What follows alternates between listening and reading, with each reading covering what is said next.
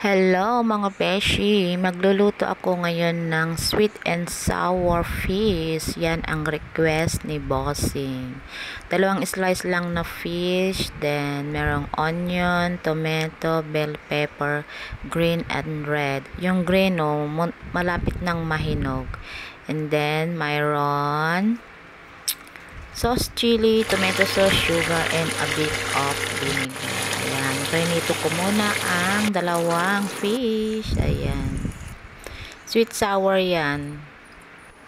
After nga na-fry yung fish, lulutuin ko naman yung sauce. Ayan yung tomato sauce, chili sauce, sugar, and then nilagyan ko muna ng konting tubig para ma-mix yung sugar. And then, nung minix-mix ng ganyan, ayan, dinagdagan ko pa dyan ng tomato sauce kasi parang kulang. And then, after that, ilagay na yung mga ingredients. I-mix-mix na hanggang lumambot. And then, tikman.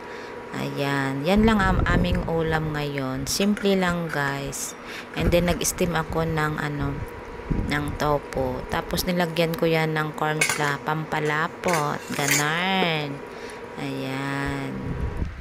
Tapos tikman muna kung sweet and sour na yung sauce niya. O di, okay na. Kung okay na, okay na. Kung hindi pa, dagdagan pa. Ayan, okay na daw.